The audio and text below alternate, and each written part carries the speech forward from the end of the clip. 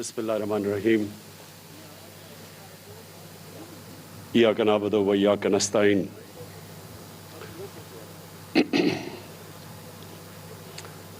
जनाब Usman Buzdar, federal ministers, provincial ministers, members of parliament, ख्वातीन व हज़रात, जब मैं पहली दफ़ा 18 साल की उम्र में बरतानिया गया तो मुझे पहली दफ़ा एक फलाई रियासत को देखने का मौका मिला। हमारा मुल्क बना था एक अजीम ख्वाब जिसका नाम पाकिस्तान था और जिसकी ऑब्जेक्टिव रेजोल्यूशन में यह लिखा हुआ था कि पाकिस्तान ने एक इस्लामी फलाई रियासत बनना था। तो यहाँ तो नहीं नज़र आई फलाई रियासत, लेकिन जब मैं बरतानिया गया तो पहली दफ़ा मैंने एक फलाई रियासत देखी और मुझे खुद भी कई दफ़ा 2-3 दफ़ा हॉस्पिटल जाना पड़ा, इमरजेंसी में कोई चोटें लगी। तो मैंने देखा कि इंसानियत क्या होती है। कोई भी इंसान जाता था, मैं तो बाहर का मुल्क का था, लेकिन उसको उसकी हैसियत के मुताबिक उसका इलाज होता था। अगर उसके पास पैसे नहीं तो मुफ्त इलाज होता था वह गवर्नमेंट हॉस्पिटल्स में। और मुझे वो कभी वो चीज़ नहीं भूलती कि मैं हर किस्म के लोगों को वहाँ देखता था और डॉक्टर्स और नर्सेज कोई फ़र्क नहीं करती थी कि एक आदमी पैसे दे के इलाज करवा रहा है और दूसरा मुफ्त इलाज करवा रहा है। कोई फ़र्क नहीं था इंसानों में। मेरी जब वालदा बीमार हुई तो मैं उनको बरतानिया लेके गया तो उनका जो डॉक्टर था उसने नेशनल हेल्थ के हॉस्पिटल में उनका इलाज कर रहा था और उनके जो नेशनल हेल्थ के हॉस्पिटल्स थे उनमें मुफ्त इलाज होता था। मुफ्त जो कि लोग पैसे नहीं दे सकते थे। तो मैं अपनी वालदा के लिए पैसे दे के इलाज करवा रहा था और उनके साथ वाले बिस्तर पे एक औरत थी जिसका मुफ्त इलाज हो रहा था। तो मैं मुसलसल देखा कि डॉक्टर्स और नर्सेज कोई फर्क नहीं करती थी उनके बीच में। तो ये याद रखें, मैं अपनी कौम को बार बार एक चीज समझाता हूं कि हमारे नबी को रहमतुल आलमीन कहते थे। अल्लाह ने कुरान में उनको रहमतुल आलमीन बनाया था। सब इंसानों के लिए रहमत बन के आए थे।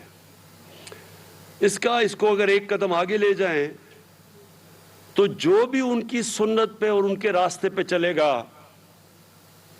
अल्लाह की रहमत उन लोगों के ऊपर आएगी। तो मैंने तो अपनी आंखों से देखा कि वो मुल्क जो हमारे दीन वाले तो लोग नहीं वहां, लेकिन मैंने अल्लाह की बरकत देखी उधर। वहां इस तरह के हालात नहीं जो हमारे मुल्क में, क्योंकि वो मदीना के रियासत के ज्यादा करीब है हमारे से। स्कैंडिनेविया चले जाएं, वहां और ज्यादा करीब है। बरतानिया से भी बेहतर फलाई रियासत है। लेकिन आप अपनी 50 से ऊपर मुसलमान मुल्क हैं और मुझे ज़्यादातर मौका मिला इन मुसलमान ममालिक में जाने का, और मुझे अफसोस से कहना पड़ता है कि शायद ही वहाँ कोई फलाई रियासत मैंने देखी है। तो मुझे उसके एक मोहम्मद अब्दू, बहुत बड़ा मुसलमानों का अजीम स्कॉलर था, आलिम था, तो वो आज से कोई 150-125 साल पहले जब यूरोप गया तो उसने मिस्र वापस आके कहा कि यूरोप में मुझे मुसलमान तो नहीं नजर आए लेकिन बड़ा इस्लाम नजर आया,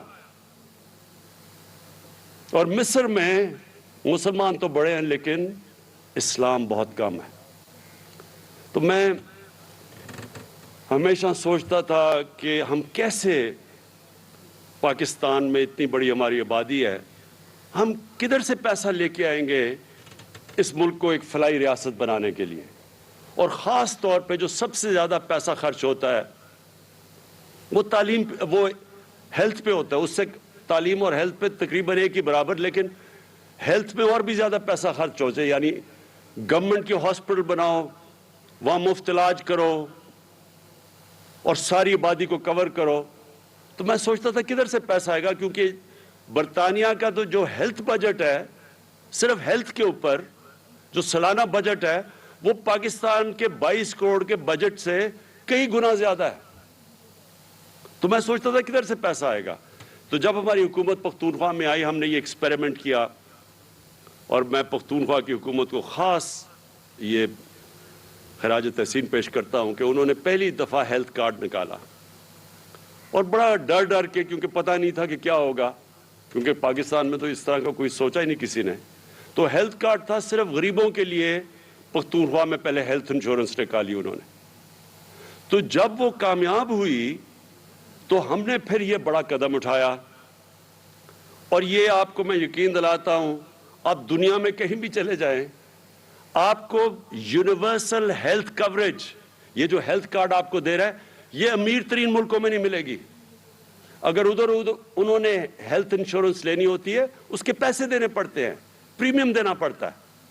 یہاں تو ہم اپنے سارے پنجاب کے اور پختونخوا, انشاءاللہ گلگت بلتستان, آزاد کشمیر جدھر ہماری گورنمنٹس ہیں, اور جو کولیشن گورنمنٹ بلوچستان میں بھی ہے, وہاں ہم سارے خاندانوں کو ہیلتھ کوریج دے رہے ہیں.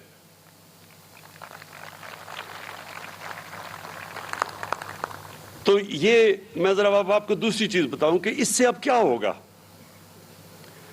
ابھی ہمارا مسئلہ کیا ہے پاکستان میں؟ پہلے تو ہمارے پاس اتنا پیسہ ہی نہیں کہ اتنے زیادہ ہاسپٹل بنائیں جدھر ساری عوام تک ہم پہنچ سکیں. ہماری آبادی اتنی تیزی سے بڑھی ہے کہ وہ جتنی ہماری آبادی ہے اس کے لیے اگر ہم پورے ہاسپٹل بھی بنا دیں, اور پھر جو پیسہ ہاسپٹل کو چلانا, وہ ہم کر ہی نہیں سکتے پورا. ہمارے پاس کبھی بھی اتنا پیسہ نہیں آئے گا کہ ہم ہاسپٹل بھی بنائیں, ہم پھر وہاں دوائیں بھی دیں, ڈاکٹرز کی بھی فیس دیں, نرسز بھی دیں, جو پیرامیڈیکل سٹاف ہے اس کے لیے بھی تنخواہیں دیں. ہمارے پاس پیسہ اتنا آ ہی نہیں سکتا. اگلے 5 سال میں تو نہیں آ سکتا, اس کے بعد انشاءاللہ آ بھی سکتا ہے, جو پاکستان میں اللہ نے نعمتیں بخشی ہیں. تو تب میں نے یہ جو ہیلتھ کارڈ ہے, اب یہ ایک کئی چیزیں اللہ کی طرف سے انسان جب کوشش کر رہا ہوتا ہے تو اس کے اوپر سے مدد آتی ہے. تو اس سے اب کیا ہوگا؟ جو مسئلہ سب سے بڑا اس وقت ہمارے اکثریت عوام کو ہے کہ دیہاتوں کے اندر, چھوٹے شہروں میں, وہاں ہمارے جو ڈسٹرکٹ ہاسپٹلز ہیں, میں نے اتنی دفعہ دیکھا وہاں ڈاکٹرز ہی نہیں ہوتے. وہ بیچارے وہاں سے دور سے لوگ سارے ڈویژن ہیڈ کوارٹرز کے ہاسپٹل میں آتے ہیں, اور وہاں اتنی زیادہ لوگ آ جاتے ہیں کہ وہاں ایک بستر پہ 3 لوگوں کو سلانا پڑتا ہے. بچے آپ دیکھیں, چھوٹے بچوں کو وہاں 3 بچے ایک بستر پہ ہیں, اور کئی دفعہ انفیکشنز ہوئی ہوتی ہے اور وہ ایک ہی بستر پہ, کیونکہ جگہ ہی نہیں ہے ہسپتالوں میں. تو تھوڑے سے ہاسپٹل میں زیادہ تر لوگ پہنچ جاتے ہیں, اور جو پیسہ خرچ کر رہی ہے حکومت ڈسٹرکٹ ہاسپٹلز میں, وہ خالی پڑے ہوتے ہیں کیونکہ وہاں ڈاکٹرز ہی نہیں جاتے. تو یہ جو اب ہیلتھ کارڈ ہے, یہ کیا کرے گا؟ اب چھوٹے سے چھوٹے بھی شہر کے اندر پرائیویٹ سیکٹر جائے گا ہاسپٹل بنانے, جو پہلے نہیں جاتا تھا. پرائیویٹ سیکٹر صرف بڑے شہروں میں ہاسپٹل بناتے ہیں کیونکہ وہ سمجھتے ہیں چھوٹے شہروں میں پیسے ہی نہیں لوگوں کے پاس. اب یہ جو ہیلتھ کارڈ آئے گا, یہ پہلی دفعہ چھوٹے شہروں میں, قصبوں میں, بلکہ گاؤں میں بھی پرائیویٹ سیکٹر جائے گا ہاسپٹل بنانے, کیونکہ اب لوگوں کے پاس پیسے ہوں گے اپنا علاج کروانے کے لیے ہیلتھ کارڈ کے ذریعے. تو انشاءاللہ یہ ایک سارے پاکستان میں خود ہی ہیلتھ کوریج پہنچ جائے گی. دوسرا, ان سرکاری ہاسپٹلز میں جدھر ڈاکٹرز نہیں جا رہے, جدھر کام نہیں ہو رہا, ظاہر ہے مریض تو وہاں نہیں جائیں گے, مریض ادھر جائیں گے جس پرائیویٹ ہاسپٹل میں جدھر ان کو علاج مل رہا ہے. تو اب یہ گورنمنٹ ہاسپٹلز میں پریشر پڑ جائے گا. جب دیکھیں گے, گورنمنٹ دیکھے گی کہ ہاسپٹل میں کوئی آ ہی نہیں رہا, تو وہ پوچھے گی کہ کیوں نہیں آ رہا جناب. وہ ڈاکٹرز کی پوچھ گاچھ ہوگی جو اب تک نہیں ہوتی. اور یہ آپ دیکھنا کہ ساری پاکستان کے ہیلتھ سسٹم میں انشاءاللہ ایک انقلاب آئے گا, اور آپ کی دیکھتے دیکھتے انشاءاللہ آئے گا. میری آج بات یاد رکھنا. اب دوسری چیز, یہ ہم کب کر رہے ہیں سارے پنجاب میں, اور یہ سن لیں پھر سے, کبھی اس ملک کی تاریخ میں کبھی اتنا پیسہ عوام کے اوپر کسی نے خرچ کیا ہی نہیں ہے. 400 ارب روپیہ پنجاب خرچ کر رہی ہے ہیلتھ کارڈ پہ. یہ کوئی سوچ بھی نہیں سکتا پاکستان میں پہلے کہ کوئی اتنا پیسہ خرچ کرے گا. خاص طور پہ وہ لوگ جن کو کھانسی بھی ہوتی تھی تو وہ سارا ٹبر باہر علاج کروانے جاتا تھا ملک سے باہر. ان کو کیا پتا کہ لوگوں کے اوپر کس طرح مشکلات ہے, خاندان کے اوپر کیا گزرتی ہے, کیا گزرتی ہوگی. کیونکہ میں نے تو یہ شوکت خانم اسی لیے بلایا تھا کہ جب میری والدہ کو جب ان کی تکلیف دیکھی تو ہم سارے خاندان پہ کیا گزر رہی تھی, ہمارے بہن بھائیوں پہ. تو کسی سوچے غریب گھر میں جدھر ان کے پاس پیسہ نہیں ہے علاج کا, وہاں اپنے بچوں کا کسی نے علاج کروانا ہو تو ماں باپ پہ کیا گزرتی ہوگی, بچوں پہ کیا گزرتی ہوگی جب ماں باپ بیمار ہو. تو یہ سب سے بڑا ایک چینج ہے اور میں سمجھتا ہوں کہ یہ ہمارا وہ راستہ ہے فلاحی ریاست کی طرف. لیکن ہم یہ کب کیا؟ جب پاکستان کے اوپر اور دنیا کے اوپر سب سے بڑا کرائسس, کبھی اتنا بڑا بحران 100 سال میں دنیا میں نہیں آیا جو پینڈیمک کووڈ-19 کی وجہ سے آیا. ساری دنیا کے اندر مہنگائی کی لہر آئی, معیشت سب کی نیچے چلی گئی لاک ڈاؤنز کی وجہ سے. اس دور کے اندر ہم یہ کام کر رہے ہیں کہ جب ایک دنیا کے اندر مشکل وقت آیا ہوا ہے.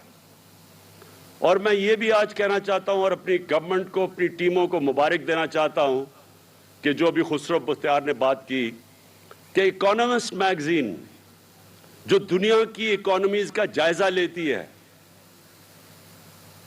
جو ایک کریڈیبل بلو چپ میگزین سمجھی جاتی ہے اکانومیز کے اوپر, دنیا کی معیشت کے اوپر جو ان کے اوپر تبصرے کرتی ہے, اس کے مطابق پچھلے 3 سال میں کرونا کووڈ کے دوران پاکستان وہ ملک تھا جو ٹاپ 3 پوزیشنز میں 3 سال مسلسل, ساری دنیا میں وہ ملک جو اوپر کی 3 پوزیشنز میں آیا ہے.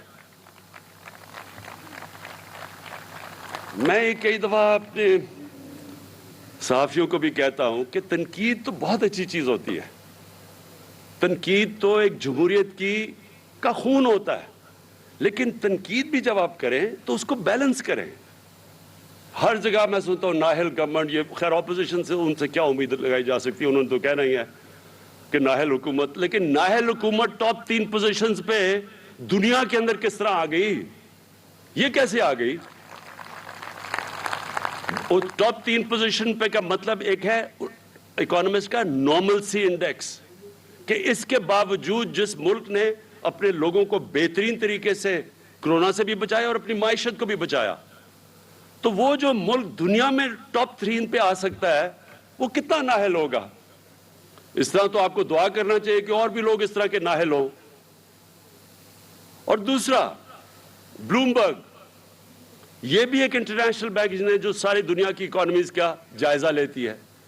بلومبرگ کے مطابق جو اگلے 10 سال میں جو پاکستان کی اکانومی سسٹینیبل ڈیولپمنٹ پہ چلی گئی ہے, یعنی پچھلے 10 سال سے اب تیزی سے اوپر جا رہی ہے. یہ بلومبرگ کا تجزیہ ہے. پھر ورلڈ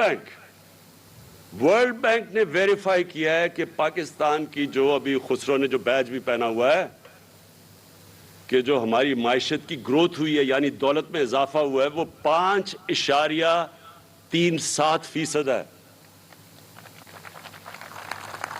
تو اگر اتنی بری حکومت کر رہی تھی تو یہ کس طرح, یعنی یہ وہ ہے جو نون لیگ نے 5ویں سال میں یہاں پہنچی تھی قرضے لے کے, خسارے بڑے بڑے کر کے. ملک کو جو کرنٹ اکاؤنٹ ڈیفیسٹ ہوتا ہے وہ پاکستان کی تاریخ کا سب سے بڑا خسارہ تھا. ہم نے یہ 5.37% کیا, سب سے کم کرنٹ اکاؤنٹ ڈیفیسٹ کو ختم کر کے, خسارے کو ختم کر کے کیا ہے. اس لیے بلومبرگ کہہ رہی ہے کہ ملک صحیح راستے پہ نکل گیا. اور اس کے علاوہ بھی دنیا پاکستان کی جو کلائمیٹ چینج جو اس وقت سب سے جو آگے سمجھ رہی ہے کہ دنیا کا بہت بڑا مسئلہ آ رہا ہے گلوبل وارمنگ کا, اس میں پاکستان کو لیڈر مانا جاتا ہے کہ ہم دنیا میں سب سے آگے ہیں. क्लाइमेट चेंज में बोरिस जॉनसन बर्तानिया के प्राइम मिनिस्टर ने यूनाइटेड नेशंस में पाकिस्तान का नाम लिया कि यह मुल्क सबसे बेहतर काम कर रहा है क्लाइमेट चेंज की तरफ। हमारा जो एहसास प्रोग्राम है वो वर्ल्ड बैंक ने एक्नॉलेज किया कि दुनिया में चौथे नंबर पे सबसे बेहतरीन एहसास प्रोग्राम है। तो ये मैं वो बातें कह रहा हूं जो आप अपने मोबाइल के ऊपर चेक कर सकते हैं। अब तो बड़ा आसान है, गूगल करें कि क्या मैं सच बोल रहा हूं या नहीं बोल रहा। तो ये दुनिया की वो मुल्क, दुनिया की क्रेडिबल ऑर्गेनाइजेशंस पाकिस्तान के मुतल्लिक क्या कह रही हैं। हमारे जो पिछले 2 सरबराह गुजरे हैं पिछले 10 साल में, इनके ऊपर भी वैसे दुनिया बड़ा तबसरा करती थी। इनके भी दुनिया की बड़ी बड़ी मैगजीन्स में, अखबारों में इनके नाम आते थे। इनके ऊपर बीबीसी की दोनों डॉक्यूमेंट्री बनी थी, दोनों सरबराहों के ऊपर। लेकिन वो बनी थी कि इन्होंने किस तरह पाकिस्तान का पैसा चोरी किया, ये कितने करप्ट हैं। इनकी करप्शन की दास्तानें बाहर आती थी। कभी इनकी तारीफ नहीं की कि इन्होंने मुल्क का क्या फायदा करवाया है। और अब तो खैर एक गिनेस बुक ऑफ रिकॉर्ड्स में एक और चीज आने लगी है कि मकसूद 4 अरब रुपया उसके बैंक अकाउंट में कैसे आ गया।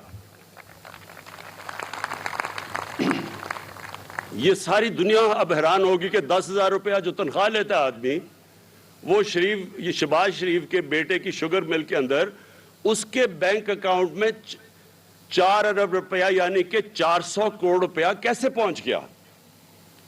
जब आप इनकी तय में जाएंगे तो आपको पता चलेगा कि हमारा मुल्क क्यों नहीं उधर पहुंच सका जिधर इसको पहुंचना चाहिए था। अल्लाह ने इस मुल्क में हर किस्म की नेमत दी है, लेकिन अगर आप फैक्ट्री के ऊपर भी एक डाकू को बैठा देंगे, वो फैक्ट्री भी बैंकरप्ट हो जाएगी। ये जो बड़े बड़े खसारे हैं, ये हर उन मुल्क को आप उठा के देख लें जो गरीब मुल्क है। मैं आपको आज दावे से कहता हूं कि एक एक दुनिया में मकरूज और गरीब मुल्क देख लें जिधर गुर्बत ज्यादा है, हर जगह उधर इसी तरह के डाकू मुल्क के ऊपर बैठ के पैसा चोरी करके मुल्क का पैसा बाहर लेके जा रहे होंगे। कभी भी कौम इसलिए गरीब नहीं होती कि उसमें वसाइल की कमी है। कभी कौमें गरीब नहीं होती वसाइल की कमी से। स्विट्जरलैंड है ही नहीं वहां वसाइल। कोई बताए कि वो कैसे दुनिया का सबसे खुशहाल खित्ता है, क्योंकि स्विट्जरलैंड में कानून की बालादस्ती है। स्विट्जरलैंड में कोई सोचता है वहां कोई चोरी नहीं है, कोई कब्जा ग्रुप नहीं है, कोई वहां उनका सरबराह की जरूरत नहीं है कि मुल्क का पैसा चोरी करके बाहर लेके जाए। इदारे मजबूत हैं। और ये हमारी अब स्ट्रगल है मेरे पाकिस्तानियों। हमारी जो स्ट्रगल है वो इस मुल्क को एक कानून की बालादस्ती के ऊपर खड़ा करना है, एक फलाई रियासत बनाना है जो कि अपने कमजोर तबके के ऊपर उठाएगी। और मदीना की रियासत में इन्हीं 2 असूलों के ऊपर वो एक कौम खड़ी हुई थी जिसने दुनिया की इमामत की थी। वही 2 असूल थे। कानून के ऊपर कोई नहीं था, कानून की बालादस्ती थी, सब कानून के नीचे थे। और दूसरा, दुनिया की तारीख की पहली फलाई रियासत बनाई गई थी। और इन असूलों पे पाकिस्तान को खड़ा होना चाहिए था। तो अल्लाह का शुक्र है कि हम उस रास्ते पे निकल चुके हैं। पहला हमारा ये बहुत बड़ा एक एहसास प्रोग्राम है, एक कामयाब जवान प्रोग्राम है, और अब ये जो हेल्थ कार्ड है ये सारा एक पाकिस्तान को फलाई रियासत की तरफ लेके जा रहा है। और दूसरा जो हमारा मुकाबला ये डाकुओं के टोले से है, और इनका सबसे बड़ा मसला ये है कि कानून के नीचे अपने आप को नहीं लाना चाहते। ये चोरी करें तो जी हमें एनआरओ दे दो, गरीब बेचारा चोरी करे तो वो जेल में। और शायद इसीलिए हमारे नबी सल्लल्लाहु अलैहि वसल्लम ने कहा था कि तुम्हारे से पहले बड़ी कौम तबाह हुई, जिधर बड़े डाकू चोरी करे तो आप उसको छोड़ दें और एनआरओ दे दें, और गरीब चोरी करे तो उसको जेल में डालें। जिस तरह हजरत अली रजी अल्लाह ताला ने कहा था कि कुफर का निज़ाम चल जाएगा, लेकिन इस तरह का जुल्म और नाइंसाफी का निज़ाम जिधर अमीर याशी करे चोरी करके और दूसरा बेचारा सिर्फ गरीब जेलों में जाए, वो निज़ाम नहीं चल सकता। और आज अगर आपने देखना है کیونکہ مجھے موقع ملا ہے اس اپنی عمر میں ساری دنیا تقریباً پھرا ہوں، ہر غریب ملک کے اندر یہی ہمارے نبی صلی اللہ علیہ وسلم کا جو حدیث ہے وہ ہر غریب ملک میں یہ قابو آتی ہے۔ تباہی کا راز ہی یہ ہے کہ طاقتور ڈاکو جو مرضی کرے اور کمزور کو آپ جیلوں میں ڈال دیں۔ یہ ہے ہماری اصل سٹرگل، یہ ہے جدوجہد، اور اس پہ میں آپ سب کو کہہ دوں کہ پوری قوم مل کے لڑتی ہے اس سے۔ جب تک قوم نہیں مل کے لڑتی قانون کی بالادستی نہیں قائم ہوتی۔ میں جو مرضی کروں، اگر ہماری قوم بڑے بڑے ڈاکوؤں کو وہ نیب جا رہے ہیں تو ان کے اوپر پھول پھینکیں گے، آپ وہ ہمارا ایک بڑا ادارہ سپریم کورٹ بار ایسوسی ایشن عدالت میں جا کے کہے گی کہ جی دیکھیں ایک آدمی جو چوری کر کے ملک سے باہر بھاگ رہا ہے، کنوکٹ ہوا ہے، جھوٹ بول کے باہر بھاگا ہے، وہ کہیں جی اس کو پھر سے موقع دینا چاہیے آگے پھر سے وہ میچ کھیلے، تو پھر چوری میں بری چیز کیا ہے؟ اگر آپ اس میں برائی نہیں آپ کو نظر آ رہی تو پھر چوری میں بری چیز کیا ہے؟ وہ بیچارے غریبوں کو جیلوں میں کیوں بند کیا ہوا ہے؟ ان کو تو کھولو سب سے پہلے، ان کے تو بیچارے، ان کے جو بیوی بچے ہوں گے، آپ کو تو یہاں اگر بیچارہ ایک کمانے والا جیل میں چلا جائے تو پیچھے کیا ہوتا ہوگا؟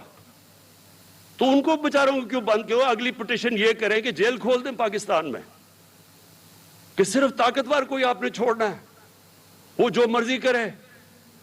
اربوں روپے کی پراپرٹیز میں لندن بیٹھے ہوئے ہیں، دونوں بیٹے باہر، اربوں روپے کی پراپرٹیز۔ میں لندن جانتا ہوں، سب سے مہنگا لندن یورپ میں سب سے مہنگا شہر ہے، لندن کی سب سے مہنگی جگہ کے اوپر ان کے گھر ہیں، اربوں روپے کے گھر ہیں۔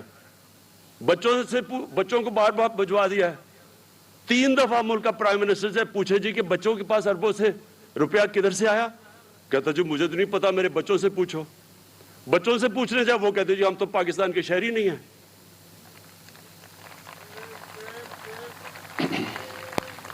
تو میرے باولپور کے شہریوں،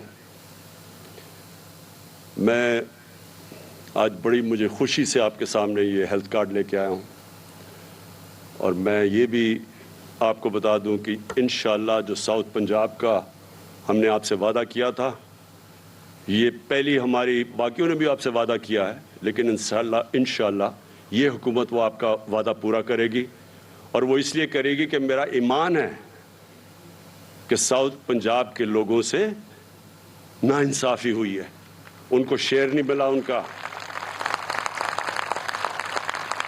نہ نوکریوں میں شیئر ملا، نہ جو ان کا حق تھا کہ جو ان کے آبادی کے تحت جو ان کو شیئر ملنا چاہیے تھا بجٹ میں، نہ وہ ملا۔ اور انشاءاللہ یہ ناانصافی اب ختم ہوگی۔ ہم نے ابھی بھی چینجز کر دیے ہیں، جو ابھی بھی پیسہ آ رہا ہے اب ساؤتھ پنجاب پہ خرچ ہو رہا ہے وہ کبھی پہلے نہیں ہوا، اور انشاءاللہ یہ جو میں اگلی باری آپ سے جب ملاقات ہوگی، میں ساؤتھ پنجاب کا جو سیکریٹریٹ ہے اس کی اوپننگ کے لیے آؤں گا۔ شکریہ۔ وزیر اعظم عمران خان بہاولپور میں تقریب سے خطاب کر رہے تھے، جس میں انہوں نے کہا کہ ہم نے بہترین طریقے سے ملک کو کورونا سے بچایا ہے۔ وزیر اعظم عمران خان نے کہا کہ ہم نے ملک کو معاشی بحران سے بھی بچایا ہے۔ دنیا آج پاکستان کی پالیسی کی تعریف کر رہی ہے۔ نیا پاکستان قومی صحت کارڈ کے اجرا کی تقریب سے وزیر اعظم عمران خان نے خطاب کیا۔ انہوں نے کہا اس طرح دعا کرنی چاہیے کہ اور بھی لوگ نااہل ہیں۔ دنیا حیران ہے کہ مقصود چپراسی کے بینک اکاؤنٹ میں 4 ارب روپے کیسے آئے۔